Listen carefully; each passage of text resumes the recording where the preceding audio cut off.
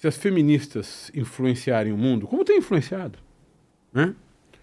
Como é que será ser mulher e ser homem se tudo der certo para as feministas? Primeiro que a gente vai continuar existindo, né? Como espécie. Se tudo der certo para as feministas. Porque se tudo continuar dando certo para os machistas, acabou o mundo. As provas de que os homens, patriarcas, na sua ação soberana, violenta, são péssimos, estão dadas. O mundo está destruído. Então, a natureza está destruída. O processo, aliás, isso que a gente chama de patriarcado, é uma colonização dos corpos misturada com uma colonização da terra e uma atitude sistêmica, planejada, programada de invadir todos os territórios. Mas então a gente inventou as vacinas também, né? Senão ninguém estaria aqui. Então, mas toda a exploração, toda a destruição do mundo, Eu acho que se inventou as vacinas e o patriarcado também inventou as pestes, né? E as doenças que voltam, né? E a falta de cuidado. Então, quem administra Alguns esse vírus mundo... foram os morcegos, vamos lá. Não, mas assim, quem administra esse mundo descuidado, abandonado, são os homens. O abandono é uma categoria política hoje, vamos pensar nisso, né? E as mulheres não abandonam, raramente abandonam. Em geral, quem abandona são os homens. E o abandono, a caça, a destruição, tudo isso é categoria política. Então, os homens destroem as mulheres, a vida, a natureza e seguem em frente com o projeto de acumulação primitiva, o abuso em cima dos corpos e do trabalho dos outros, né? Isso é dos homens. Então, eu acho... O marxismo também. Bom, acho que é um projeto de avanço que precisa ser controlado. Então, acho que essa é uma questão para a gente se colocar. As mulheres já pensam no mundo cuidado. Então, como que a gente salva a vida? Como que a gente protege a natureza, os animais, as crianças, os biomas? Como que a gente protege o mundo na economia capitalista? Não tem como, porque a economia capitalista, que derivou num neoliberalismo, não se baseia numa noção de cuidado, ao contrário, né? É uma sociedade, como dizia o Hayek, de vencedores e vencidos. As mulheres não pensam dentro dessa lógica. Estou falando aqui de uma ético-política feminista, né? Eu falo, aliás, nesse livrinho aqui sobre o ecossocial feminismo, que eu acho que isso é possível. E aí acho, sim, possível que a gente trate pessoas, homens, mulheres, não mulheres, transhomens, transmulheres e tal, pessoas fluídas e assim por diante, como seres que têm direitos iguais e que podem ser, sobretudo, cuidados uns pelos outros, atendidos, protegidos e respeitados nas suas singularidades. Então, assim, não sei se vai dar tempo, mas eu tenho essa esperança e luto por isso, porque também se a gente não tiver esperança e não lutar pela nossa esperança para que ela se efetive, aí a gente não tem caminho, né? Então, eu acredito que fazer feminismo, por exemplo, é lutar pela minha visão de mundo junto com as minhas companheiras e companheiras e companheiros, né? Porque tem muita gente, inclusive homens, defendendo essa perspectiva feminista. E eu, quando escrevi aquele livrinho do Feminismo em Comum, eu pensava nisso, o comum feminista, um comunismo feminista, em que os homens não serão esquerdomachos opressores e muito menos direitomachos opressores, mas que as pessoas terão direitos iguais. Eu acho que isso é plenamente plausível de se fazer. Só não é possível numa sociedade militarizada, hierarquizada e uma sociedade patriarcal que é delirante, que enlouquece corpos dissidentes, que enlouquece as mulheres, que produz esse jogo de linguagem misógino, terrorista, sempre violento, e não só o jogo de linguagem que faz construir um sistema simbólico, mas também a linguagem do estupro, a linguagem da violência, que comunica os homens entre si, fazendo com que eles sempre se garantam nesse lugar, então, de nós estamos aqui sendo os donos do mundo e o resto são nossos objetos. Aquilo que o Marx chamava de coisificação. Você coisifica o outro. Coisificar o outro é antiético, né? Então, eu penso o feminismo como uma ético-política, sabe? E óbvio que também, eu falei disso ao longo da minha vida nos últimos 10 anos, dessa poético-política, sabe? Porque é também a gente poder propor outras coisas em termos de política. Voltar a falar de imaginação, de outro mundo possível, de utopias. Você, na sua avaliação, é uma dúvida mesmo, não é uma pressuposição minha. Existem as mulheres e os homens percebem igualmente isso que você fala? Porque se as mulheres são, você disse, eu penso nas mulheres como uma classe. Para pensar uma classe tem que ter a solidariedade, para inclusive poder fazer a luta, né? E aí precisa saber onde é que está o inimigo. As mulheres e os homens percebem igualmente esse seu discurso, na sua opinião? Ou há registros diferentes que derivam do fato de que uns são homens e outros são mulheres? Não sei se eu entendo isso que você está me perguntando, mas vamos ver se a minha resposta dá conta. Nós temos mulheres e homens aqui, mas aqui a gente tem um grupo selecionado. Mas se a gente pensar na sociedade, porque esse seu discurso, essa sua fala é uma fala política. Como fala política, ela é voltada para fora também. Ela é uma linguagem mobilizadora. Pretende ser. Sim, porque eu também penso filosofia assim. Para mim é sempre uma mudar o ação. mundo. Não, e está correto. E acho que assim tem de ser. E é por isso que eu estou perguntando se quando você... Vamos pensar na recepção. Essa recepção são indivíduos ouvindo ou são pessoas que pertencem a classes distintas? Tem a classe dos homens, a classe das mulheres. Tem uma compreensão diferenciada? O fato de ser homem, de ser mulher, tem um filtro? Eu acho que rola sim. Rola uma que cala diferente em cada pessoa, porque a gente escuta com ouvidos históricos, né, Reinaldo? Então, quando eu escuto as falas, eu escuto sempre a sua, a dele, de qualquer um, com o meu ouvido feminista. Então, é claro que isso foi treinado ao longo do tempo. Quando eu era mais menina, não percebia muitas coisas. Hoje percebo. Eu acho que isso é que nem a televisão... Paulo apóstolo para a versão feminina. Então, olha só. Pois é, mas vê só.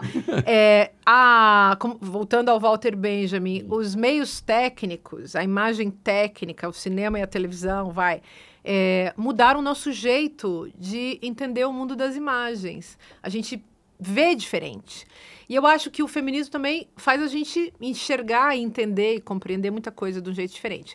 Tarefa de quem, para mim, assim, tarefa histórica, eu acho. Eu sou muito marxista nessa hora. Eu levo super a sério a 11ª tese de Feuerbach. A filosofia não pode só interpretar o mundo, ela precisa transformar o mundo. Só que transformar o mundo significa também fazer pensar esse mundo. Então, o mundo está carente de pensamento. Não que você ache que os filósofos já pensaram o mundo o suficiente, né? A propósito da tese. Então, não. Então, porque a história segue e a tarefa de quem está na história é seguir pensando a história. Então, eu penso com meus ouvidos históricos, com o meu corpo histórico, com o que eu posso pensar. Então, eu tenho que levar muito a sério, por exemplo, o que uma feminista negra fala, o que um jurista negro fala, o que uma mulher trans fala, o que um homem trans fala. Por quê? Porque eu, por exemplo, sou uma mulher cis, branca. Eu tenho... Por mais que eu me esforce, eu não estou lá na pele. Eu vou ler o Frantz Fanon, vou entender um monte de coisa que o cara me fala. Nossa, nunca tinha pensado nisso. Aí eu vou entender. Vejo a Angela Davis. A Angela Davis diz assim, nossa, eu entendi por que aquela mulherada era abolicionista lá no século XIX. Porque as mulheres brancas, elas sabiam o que era ser oprimida, elas se ligaram no movimento abolicionista. Então, isso eu acho que vai também, é a interseccionalidade, né? A gente vai sacando que as lutas e as opressões, elas funcionam junto, né? São análogas. Então, eu acho que assim, eu penso isso, sabe? Eu sou a fim de fazer proposições transformadoras, pensando que a filosofia que eu posso fazer com meu mero lugar, limitadíssimo, sou uma pobre pessoa, uma pessoinha ali. Você é uma pessoinha, a gente é umas pessoinhas. Limitados. A morte está sempre por perto e a gente está aqui vivendo uma história e tentando fazer acordar, despertar, entender. O que eu não entendo, às vezes, no que você fala, e não é uma contestação, uma dúvida mesmo, é que eu nunca sei quando... Eu não sei se você trata de algumas essencialidades ou de questões que são contingentes. Porque teve uma hora que você falou da linguagem como estrutura, uma estrutura de dominação, que a linguagem, de algum modo, nasce já com uma marca. Eu tendo você é mais heideggeriano, você né? como sem algumas taras que ele tinha, só pela Hannah Arendt. Depois vocês procurem.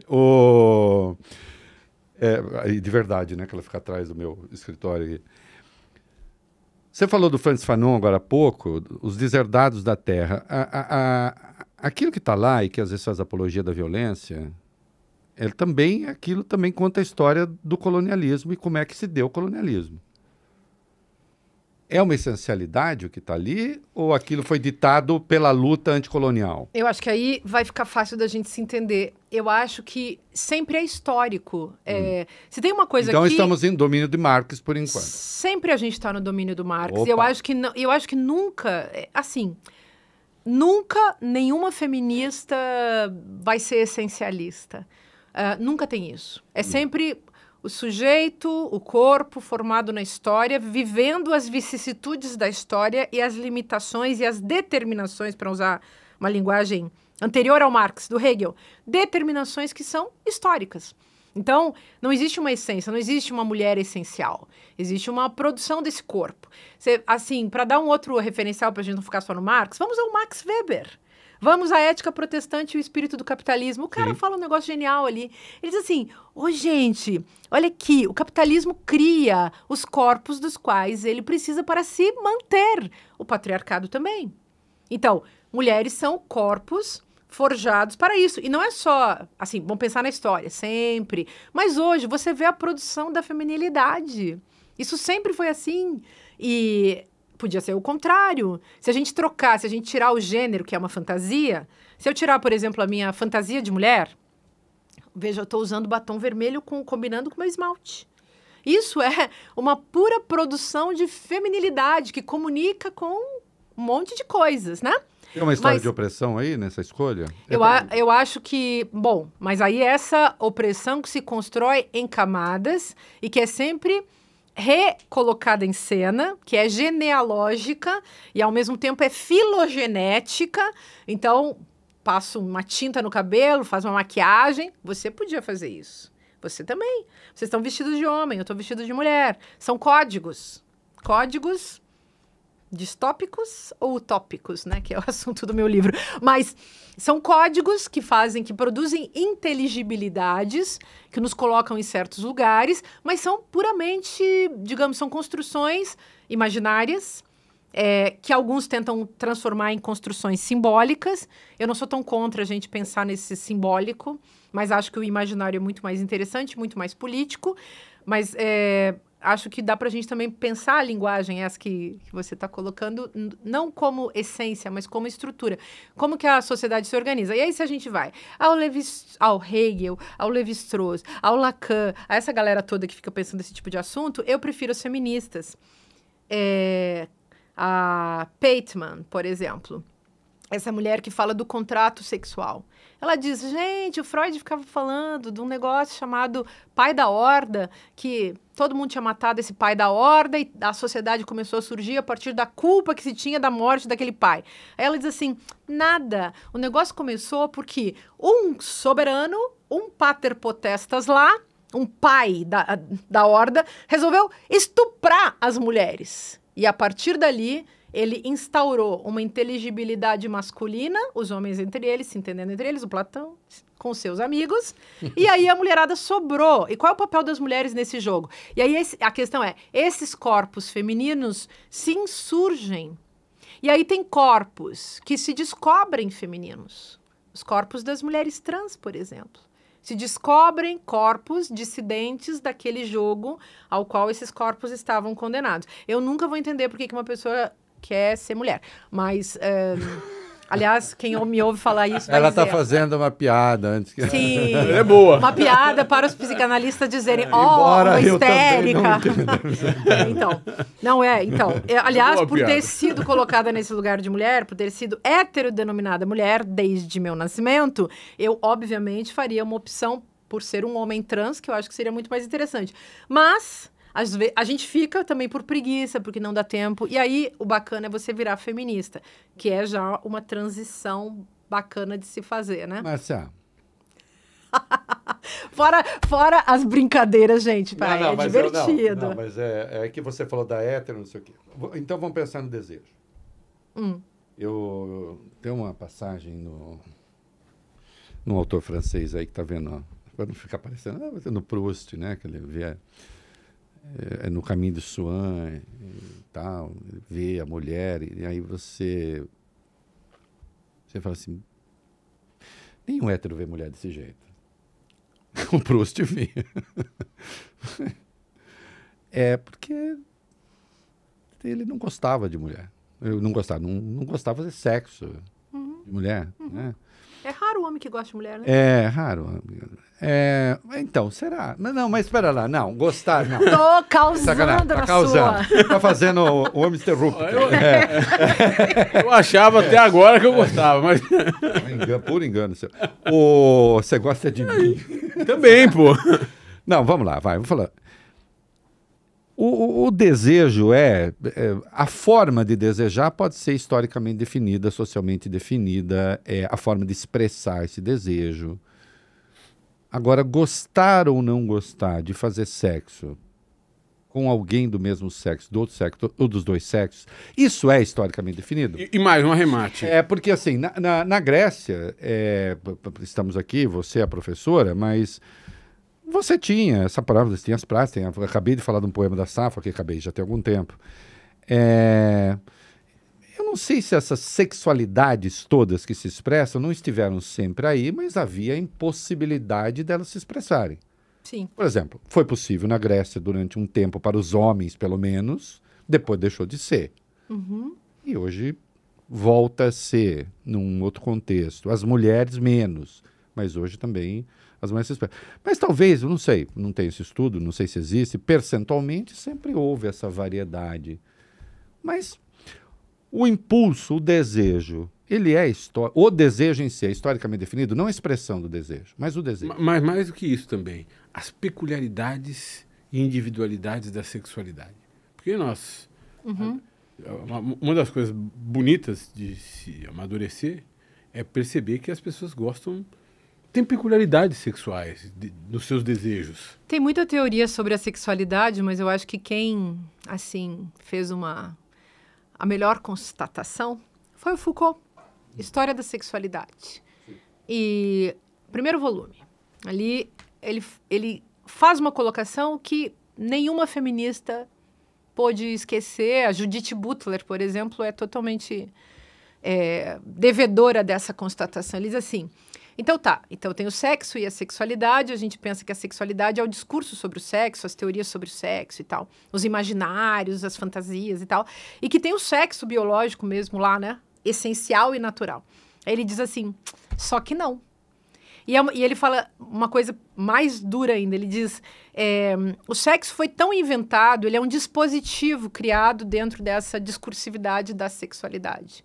Então, o sexo também não é natural, e ele fala, ainda pior do que tudo, é uma pena que as pessoas tenham caído nessa armadilha achando que essa é a grande descoberta da vida delas. Imagina, ele que era um cara homossexual, mas o que eu quero... Eu ia perguntar até onde isso não interfere nessa percepção. Então... Porque, por exemplo, desculpe, isso é importante. O Foucault escreveu um texto desastroso sobre a Revolução Islâmica, não sei se você conhece, no Irã. Tá, mas ele errava de vez em quando. Não, pera. Não, deixa eu dizer o quê. Ele foi lá e achou lindo que os homens iranianos andassem de mãos dadas. E ele achou que aquilo era de algum modo, era uma leitura nova do afeto entre os homens e tal. Obviamente não era. Obviamente a Revolução Islâmica foi um horror e os primeiros que foram pendurados em guindastes foram primeiro os comunistas, depois os homossexuais. Ele ia 2 vezes. Pois é, coitado. Mas, enfim, mas o que ele está falando é que, assim, não existe natureza porque existe linguagem. Aliás, eu acho que, assim, todos esses filósofos do século XX, aliás, do século XIX, já desde Hegel, quando entra a história na discussão, a natureza humana cai por terra. Então não tem mais natureza, tem produções históricas. Então o desejo também é histórico. E o desejo, ele é forjado. Eu citei antes o Kojève. Nas interpretações que ele faz do Hegel, é ele que vai levar depois o Lacan a dizer que o desejo é o desejo do outro. Isso significa que a gente vai forjando junto com os outros num processo que implica 1000 lutas, 1000 questões, mas não tem uma natureza. E aí, mesmo Freud, com a noção de tribe, que já era uma noção lá dos filósofos do século XIX, tipo, vamos citar o Nietzsche, para dizer o mais básico, né? Então, esses caras pensavam que tinha alguma coisa que era anterior à linguagem, mas que a gente só poderia conhecer essa coisa através das representações dadas na linguagem.